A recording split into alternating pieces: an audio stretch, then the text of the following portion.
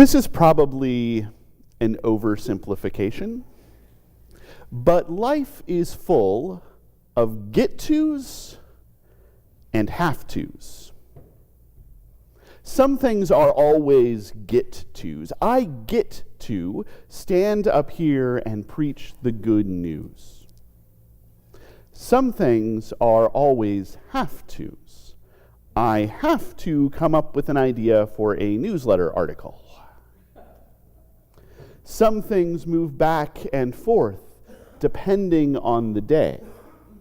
I might start out the day thinking, I get to go to this event in the evening. And after a long day and a couple of emergencies and having to deal with some other things that are have-tos that might become, I have to go to this event in the evening. Get-tos and have-tos. When I was very little, going to church on a Sunday morning was a get-to. I got to see friends that I didn't see during the rest of the week. I got to spend time in Sunday school learning little lessons. I got to play. I got to sing as loudly as I wanted to, and nobody could complain about that. I got to do a lot of things. And then, as I got older, going to church on a Sunday morning started to slide more towards the have-to end of the spectrum. I have to put on uncomfortable clothes that I don't like to wear at all. I have to get up early on a Sunday morning when I, as a growing boy, need, and this is backed up by science, at least 14 hours of sleep a day. I have to sit still and be quiet and pay attention while someone rambles on about stuff I don't understand. I have to go through confirmation and stand up and make the promises. After confirmation, let's be honest, my parents kind of gave up. I did too for a while. I got to do special music during the summers. I got to participate some in the Christmas program. I had to sometimes go to church other times. But my life was starting to fill up with more and more get-tos and more have-tos. Well, I spent my time on those. I get to be in the school musical, which means I have to go to rehearsals. I get to be part of the literary magazine, which means I have to show up for meetings. I have to do algebra homework, which I'm not going to do anyway. I can show you my high school transcripts. I don't quite know when going to church on a Sunday morning shifted back from a have-to to a get-to. I know I tell the story of sometime after college, I started going back to church, and I'm not quite sure it was yet a get-to. It wasn't a have-to, it was a, I'll try this out. And in seminary, of course, I didn't actually have to go to chapel, and I didn't actually have to go to church on a Sunday morning, but I got to go to chapel and go to church on Sunday mornings and experience all of these different things, all of these different ways of worshiping, things that were solid old traditions and things that were new and experimental. I got to get into the excitement of it. And now, more often than not, going to church on a Sunday morning is a get-to. Which isn't to say that it's never a have to. But more often than not, it's a get to. I'm telling you this a little bit because being part of a church, unfortunately, has some have tos that come along with it. There's a business side to having a church.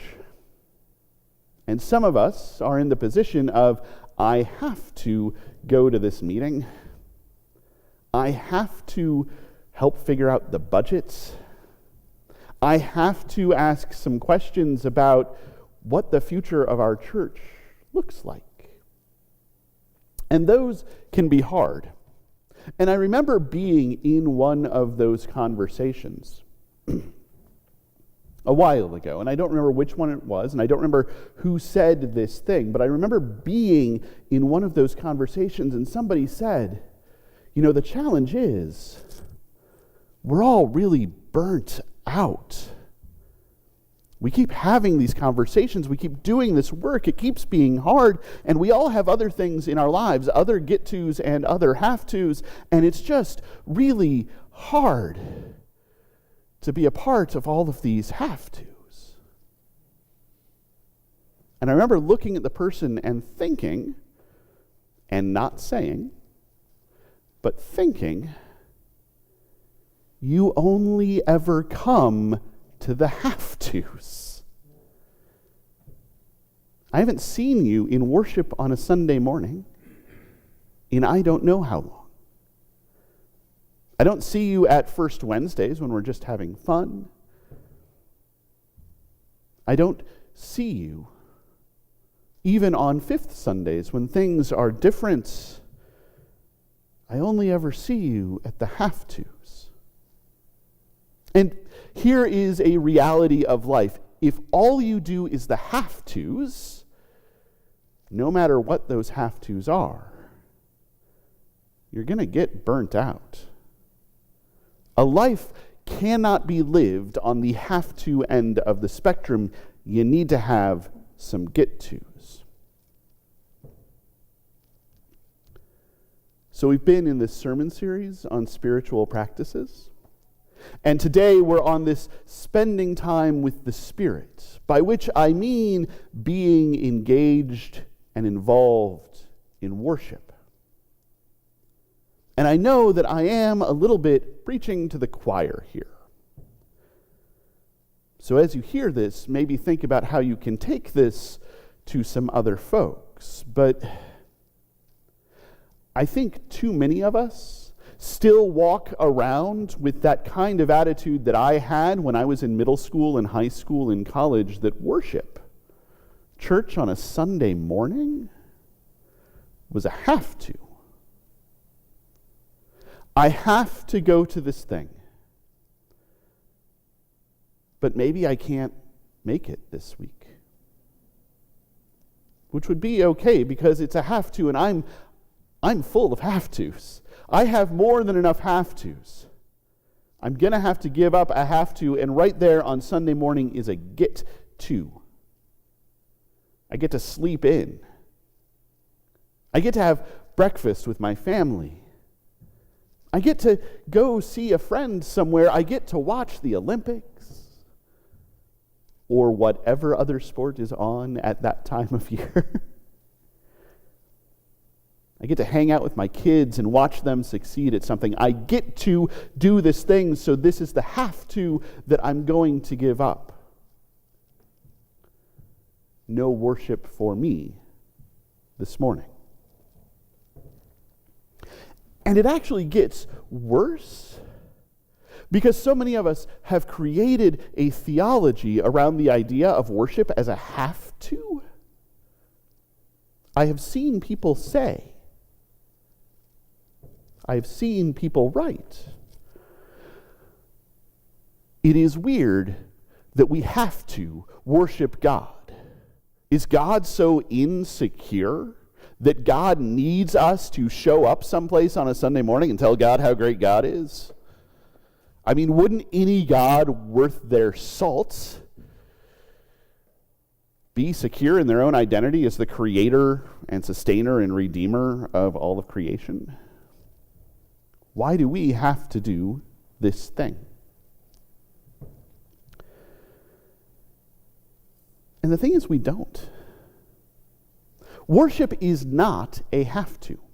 It has never been a have to. It will never be a have to. Worship, whether it's on a Sunday morning or any other time, whether it's in a church sanctuary or any other place, worship is a get to. Because it is not this thing that we are doing in order to make God love us and admit us into a reign of love after we die. It is a thing that we do because God has loved us, and because God has brought a reign of love to the earth, and because God has given us the opportunity to step in to that reign of love. Worship is not a please. It is a thank you. Worship is not a have to. It is a get to. And let's face it, that changes the nature of worship altogether. That changes how we feel about worship. It is a different thing if we approach it as a get to. How can I sing praise to God for all that God has done to me? It changes what we do in worship. Maybe we don't have to listen to somebody ramble on about things we don't understand.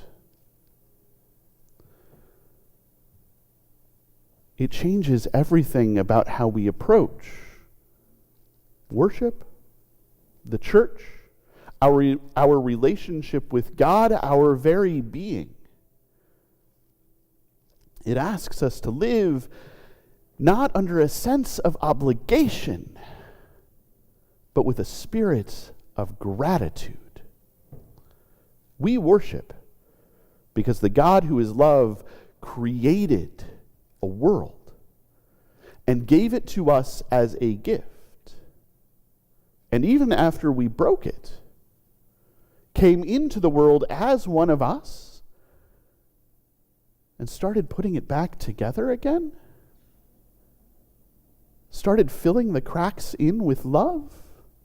Started making what is broken beautiful in its breakage? Started making us who are broken beautiful in our brokenness? Made us whole again, made us human again, and freed us from the powers of sin and death and everything that makes life less, and offered us new and abundant life. And what can we do with that other than say thank you? Other than offer praise? Other than sing glory? Other than live a life full of gratitude for all of the gifts that God has given us? There's a way to live a life full of gratitude for a gift. There are gifts that you take and you put on a shelf. There are gifts that you take and put in a drawer. There are gifts that you use. The way to show gratitude for a cookbook is to make the recipes. The way to show gratitude for a bicycle is to go on a bike ride. The way to show gratitude for love is to love. Worship, this time together, is practice for worship, a life of gratitude lived in love. Here we greet each other so that we can greet others. Here we pray so that we can pray for and with others.